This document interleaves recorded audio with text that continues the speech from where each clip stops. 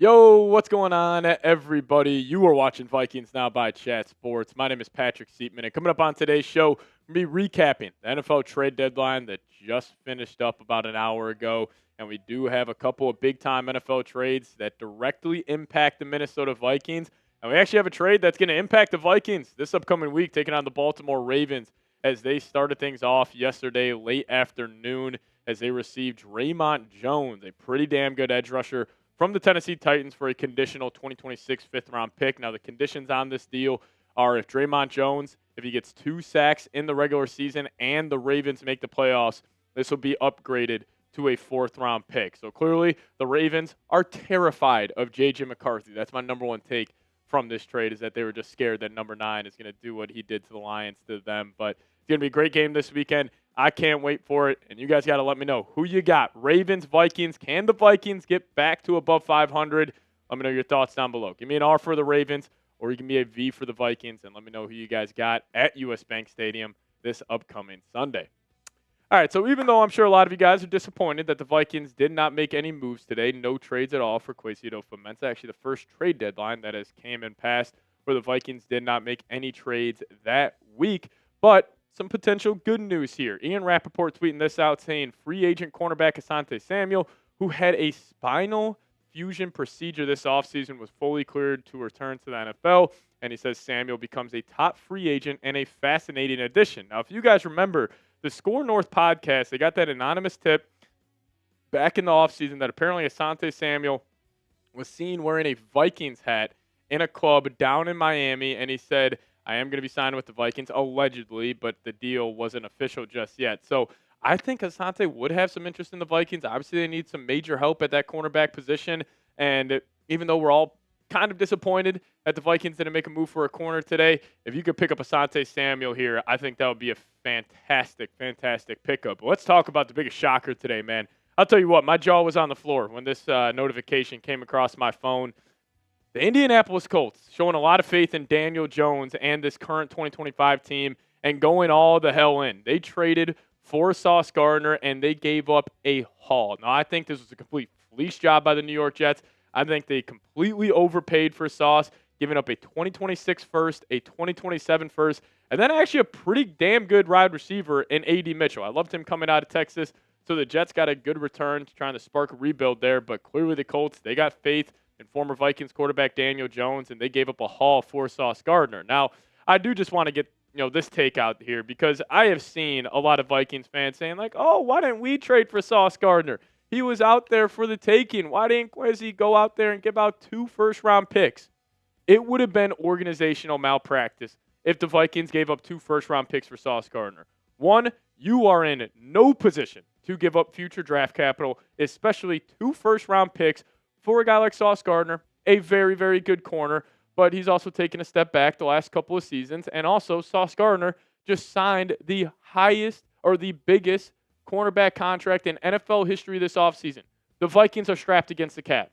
They could not have handled that contract. And maybe this year they could have handled it, but next year, absolutely freaking not. So I don't know why some Vikings fans are freaking out on Twitter saying, oh, why didn't we go trade for Sauce Gardner? Like, that was our guy. We should have traded for him. It would have been a terrible decision. Sauce Gardner's a fantastic football player, but for 2 first-round picks, like, would you guys have given up the 26 first, 27 first, and Jalen Naylor for Sauce Gardner? I wouldn't have. I wouldn't have given up.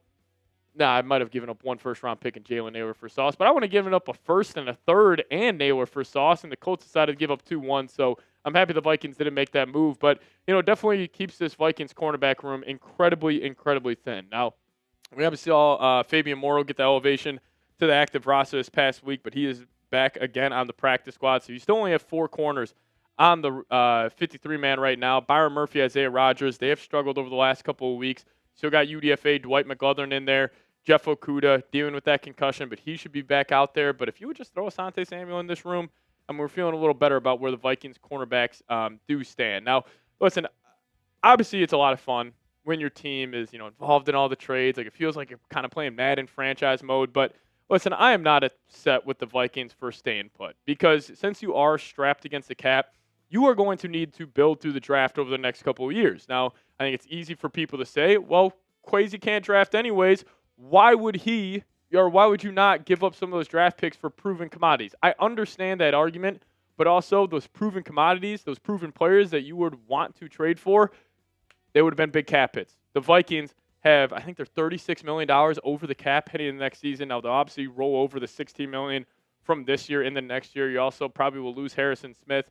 Maybe you trade or cut TJ Hawkinson in the offseason. So there are ways for them to get back under that cap, but they were in no position to, go all in on a guy. And also, the Vikings are 4-4. I think they're a better football team than the record shows.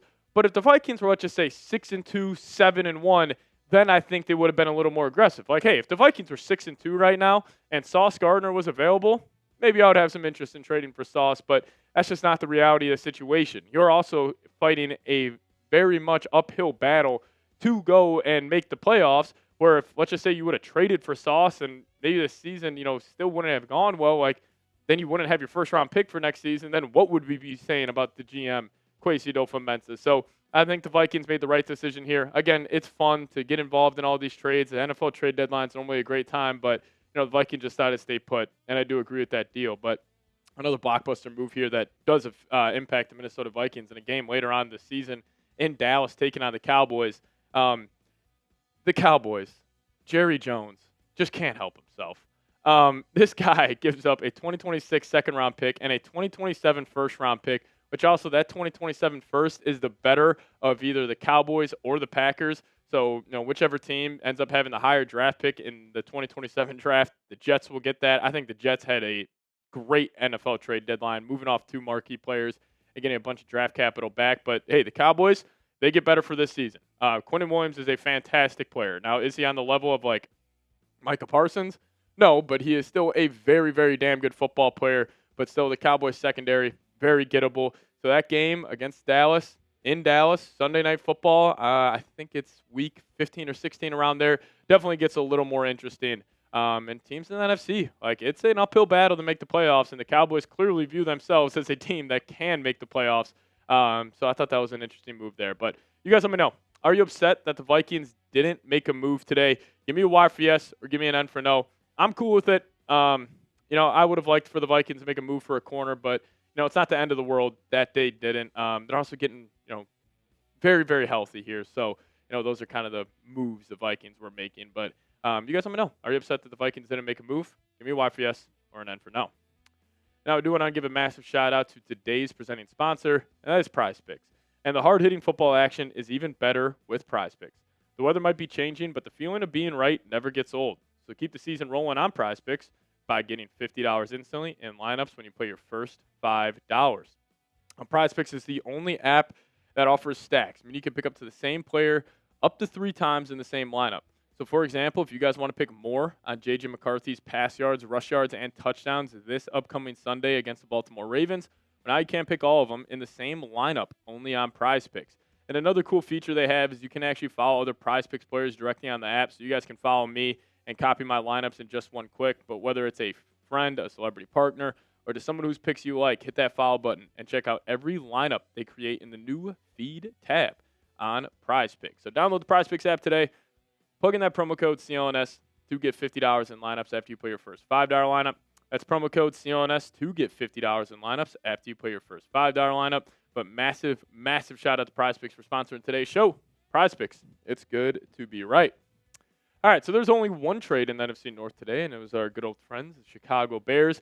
Their defense has been struggling immensely, and they decided to go get actually a former first-round pick of the Tampa Bay Buccaneers, Joe Tyron Shoinka, definitely botching that name, but it's pretty on brand for me trying to pronounce tough names in the NFL. But the Browns did receive a 2026 sixth-round pick. Bears got a seventh-round pick back, so not a real big needle mover there for Chicago. Their defense is very bad right now. With all the injuries they have in the secondary, Jalen Johnson out for a long period of time, that Bears defense, the Vikings should have their way, not this weekend, but the next weekend in U.S. Bank Stadium. So that was only trade in the NFC North. But I do want to talk about the Vikings here and, just talk about their schedule because it's going to be an uphill battle to make the playoffs. So I'm going to look at this in terms of a 4-game chunk, a 3-game chunk, and a 2-game chunk. The next 4 games, you got the Ravens, Bears at home. I think you bare minimum need to split those. And then you got the Packers and Seahawks on the road. bare minimum, need to split those games. But pretty much what I'm saying is those next 4 games, let's just say you go 2-2. So then you get to 6-6. The Commanders at home, that looks like a very winnable football game. The Cowboys on the road, Cowboys looked pretty bad last night on Monday Night Football. You should go in there and win that football game if you are a playoff team. And the same can be said about the Giants. So if you could somehow get to 8-6, and then you're taking on, or 9-6, and then you're taking on the Lions and Packers last 2 games of the regular season, both at home. If you just split that, you get to 10-7, and then you will probably get into the playoffs with 10 wins. But I really do believe this. I think the Vikings can go on a run. And it all starts this weekend against the Baltimore Ravens. Like, even JJ McCarthy, when he was breaking down the team after the game, he said, guys, we can't let this be an emotional letdown spot, because that's been the Vikings' calling card, not only in the KOC era, but even the Mike Zimmer era, where you have this big-time win, which that was against the Detroit Lions on the road as a 9.5-point underdog. Normally the Vikings the next week, they'll get blasted. Like, I think the best example under the Kevin O'Connell era was when they beat the Buffalo Bills in that crazy game in Buffalo. The Vikings, I think they moved to 8-1 at the time, or maybe it was 8-2. And then the Dallas Cowboys came to the U.S. Bank Stadium and just put belt to ass on you. It was a 40-3 game. Micah Parsons dominated that ball game. So that emotional letdown spot, it's going to be tricky. But these next 2 weeks are absolutely massive. You're taking on the Ravens and the Bears at home. Go 2-0. I know it's going to be tough, but you have owned the Bears over the last couple of seasons. And the Ravens, tough matchup. The one thing that I think is going to be a major problem, and it's been a major problem with the Vikings defense all season, is getting the quarterback to the ground. Because the Vikings are generating pressures at a very, very good rate. They're top 3 in the NFL in total pressures, but they haven't been able to get home to the quarterback and bring him down. I mean, even we saw Jared Goff duck a Jonathan Gennard potential sack. Like, what do you think Lamar Jackson's going to do? So that's going to be huge. Also, even though they stopped the run last week, they have struggled against the run for the majority of this season. So the Ravens, they're going to post a tough test, but that Bears game, the Bears are fighting to make the playoffs as well. That's going to be a massive spot for this team. And in the end, it all comes down to JJ McCarthy. Let's call it like it is. We were saying this before the season. We were saying this heading into the Lions game, and we're saying it again.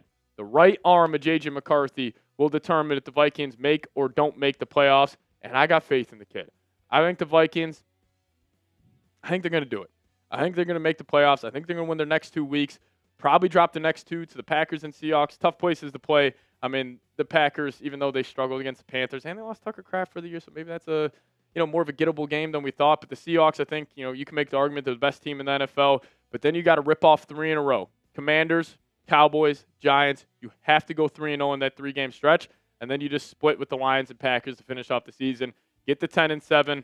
Anything is possible. And again, everything the Vikings, sought out to accomplish before the season, it is very much on the table still that they can still go win a playoff game. You just got to play good football. But also what I think is so key with this team is that you just prove to yourself you can beat anyone, anywhere, at any time. Going and beating the Lions on the road with them coming off a bye was so big just to instill confidence in this football team that, they probably truly do believe that even though they got the Ravens, 2-time MVP Lamar Jackson, Derrick Henry, one of the best running backs of all time coming into your building, they're not going to be scared. So I'll ask you guys this. Will the Vikings make the playoffs? Give me a Y for yes or an N for no. We'll get on out of here. As always, let's go Vikes.